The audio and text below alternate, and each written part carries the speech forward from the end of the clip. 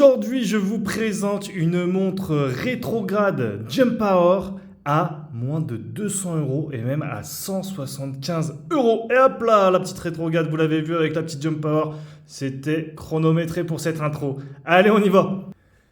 Bonjour à tous, bienvenue sur cette nouvelle vidéo sur Monte ton calibre. Aujourd'hui, on vous parle de cette marque de montre, ce qui s'appelle Svalbard. C'est bien la première fois que je vous parle de cette marque qui fait des montres assez originales. On ne peut pas leur enlever. Vous avez vu la montre dans l'introduction, à quoi ça ressemblait. Je vous montre très rapidement le petit unboxing. Alors, on reçoit la montre dans ce petit coffret. Tac, la Svalbard. Je ne vais pas prononcer ça parce que vous allez vous foutre de ma gueule. Hop là, on ouvre la boîte. C'est vraiment une petite boîte, hein. On a ça. Là, on a... Je regarde qu'il n'y ait pas le... Non, bah c'est bon, on a la notice, etc. Tac, tac, tac. Hop là. Et ici, qu'est-ce qu'on a? On a la montre qui venait là. Et en fait, on a les 3 bracelets qui viennent. Donc ça, c'est les petites pompes des bracelets. Et on avait les 3 bracelets qui venaient séparément. 1, 2, le 3e qui est monté. Et vous allez voir plus tard dans la vidéo à quoi ressemblent ces bracelets. En tout cas, Svalbard, du coup, c'est ici. C'est la Time Travel HX12. Comme d'habitude, je vous mets tous les liens dans la description pour vous procurer cette pièce ou même pour avoir plus d'informations.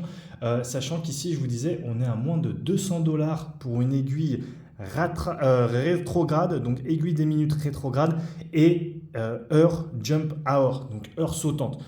On va en parler plus tard. Est-ce que ça fait pas un petit peu débat? Est-ce qu'il n'y a pas une question existentielle? En tout cas, voilà ce que c'est. Aujourd'hui, on vous parle de la HX12. Donc, c'est une marque Svalbard qui... En fait, Svalbard, c'est un archipel norvégien qui est grosso modo dans la mer du Groenland et qui est situé à l'est du Groenland, du coup. Alors, sur le site internet, j'ouvre les guillemets, ils disent... Ces montres s'inspirent des paysages magnifiques, extrêmes et difficiles du Svalbard et sont plus appréciées par leur art élaboré, leur attrait esthétique et leur design à la mode que pour leur simple chronométrage. Donc on voit ici qu'ils n'ont pas la prétention de faire de la haute horlogerie super précise avec des gros chronomètres ou chronographes plutôt avec des spécifications COSC, etc. Ils veulent vraiment faire des montres sympas, qui soient cool. Et je trouve que cette montre est la plus cool en tout cas du catalogue qu'ils ont. Très sincèrement, en fait, j'ai commandé cette montre, enfin je les ai contactés puisqu'au début je me demandais si je n'allais pas les vendre sur la boutique winder.com et au final par rapport au catalogue, et j'adore cette montre mais le reste du catalogue je trouve que ça va un petit peu moins avec ce qu'on vend aujourd'hui, mais en tout cas celle-ci je l'ai beaucoup aimée donc je vais vous en parler. Vous le savez, du coup, moi personnellement, je suis un grand fan, enfin vous le savez ou pas peut-être, je suis un grand fan de Gérald Giunta. Je ne sais pas si quand je vous dis Gérald Giunta, vous voyez à quelle montre je veux parler, parce que forcément aujourd'hui quand on parle de Gérald Giunta, les gens ils vont directement penser à la Royal Oak, à la Nautilus, à vraiment des designs très très très très connus. Mais moi, pour moi, un de mes Graal, c'est hop là. C'est la Gérald Giunta rétro. Donc ici, c'est la rétro fantasy de Disney avec le petit Mickey. Et vous voyez, il y a la minute rétrograde avec l'heure sautante. Minute rétrograde, heure sautante. Mais là, ça reste assez différent. Il y a le personnage de Mickey, etc. Mais regardez, on a par exemple ici, avec la minute en haut, rétrograde, et l'heure en bas. Donc un peu comme celle-ci. Ou alors on a celle-là, avec cette fois c'est inversé. Ou encore... on a celle-ci, avec ce joli cadran bleu qui est vraiment tubulé l'effet. Ou encore, attention, hop là, celle-là. Et moi, directement, quand j'ai vu cette montre, ça m'a fait penser à cette rétro de Giunta. Donc rétro, c'est pas pour rétro dans le passé, c'est plutôt rétro pour rétrograde, pour la minute rétrograde. Et là, qu'est-ce que l'on a? Ça va jusqu'à 31, ça doit être une date rétrograde, du coup, si ça va jusqu'à 31. Je suppose que oui, mais en tout cas, voilà. Petit air, je ne sais pas, vous voyez quand même, il y a quand même un petit air. Hein. L'aiguille des minutes, le jaune, le noir, etc. etc. En tout cas, je ne sais pas le prix de la Giunta, la dernière que je vous ai montrée, mais ici, encore une fois, c'est vraiment le truc de allez, on a un petit coup de cœur, moins de 200 euros, ça part, ajouté au panier et puis ciao. D'ailleurs, je vous mettrai le lien en description, hein, comme je vous disais. Et je crois, si je dis pas de bêtises, juste avant de tourner la vidéo, j'étais en train de parler avec Clément et j'ai fait un tour sur The Watch Gallery et il l'a rentré. Donc je vous mettrai également le lien de la boutique de Clément. Vu qu'eux ils sont en France, etc., ce sera peut-être plus simple parce qu'on va voir le prix, mais c'est 179 $. Donc si on convertit en euros, peut-être qu'il y a des frais de port. Enfin, je sais pas trop. En tout cas, je vous mets les deux. Voilà, on va pas perdre de temps là-dessus. Niveau des specs, alors les caractéristiques, on a un boîtier en acier 316L, 40 mm de diamètre. Franchement, vous voyez sur mon poignet, vous l'avez vu dans l'intro, ça se porte plutôt bien. En termes de corne à corne, on est à 20 mm, entre cornes 47,5 et épaisseur 11,5. Donc 11 d'épaisseur, je ne sais pas pourquoi je dis 0,5, pardon. La couronne, vous voyez ici sur l'épaisseur, elle n'est pas logotée, mais ça fait très bien le taf. Le petit poussoir ici, je vais vous montrer plus tard à quoi ça sert. Et voilà quoi, franchement, je trouve que le boîtier est très sympa. Il y a juste le petit logo là en bas, tac. Ce côté en fait noir et jaune, ça fait un peu penser au milieu aviateur. Tout ce qui est, vous savez, dans les cockpits d'avion, c'est souvent du noir avec des inscriptions jaunes. Donc c'est assez cool. En termes de fonctionnalité, comme je vous disais, on a minutes rétrograde, heures sautantes. Mais voilà, est-ce qu'il n'y a pas un petit débat? Vous l'avez vu dans l'intro. Je vais vous montrer par exemple là, du coup, à quoi ça sert les deux boutons. Donc là, on a tout simplement le bouton à 2 heures qui me fait un peu penser comme si c'était un bouton de chronographe monopoussoir, etc. Moi, je le trouve plutôt bien. Ça donne un petit look, j'aime bien. Et en fait, on vient appuyer, on reste, je crois que c'est comme ça, on reste appuyé. Tac, et vous voyez, on met l'heure qu'on veut. Et là, c'est la rétrograde vitesse normale. Donc vous l'avez vu dans l'intro, hop là, limite, elle va plus vite à faire de 0 à 60 qu'à rétrograder. Et voilà, c'est la question. Est-ce que c'est une vraie rétrograde ou pas? Est-ce que c'est une vraie heure sautante ou pas? J'avais ce débat un peu avec Julien. Moi, pour moi, une rétrograde, c'est tac, ça repart. Il y a un ressort, paf, paf. Voilà, vous n'avez pas le temps de dire quoi que ce soit, que paf. Là, on a quand même le temps de cligner des yeux 2-3 fois avant de voir la minute, la minute effectivement qui se rétrograde. Pareil pour le jump power. Pour moi, c'est des semi-instantanés, c'est pas des instantanés. Donc voilà, c'est un petit débat, j'ouvre. Je sais pas à quel point on peut vraiment dire que c'est une rétrograde. Moi, je dirais une rétrograde quartz, du coup. Puisque les rétrogrades quartz, en fait, j'en connais pas tellement à part celle-ci.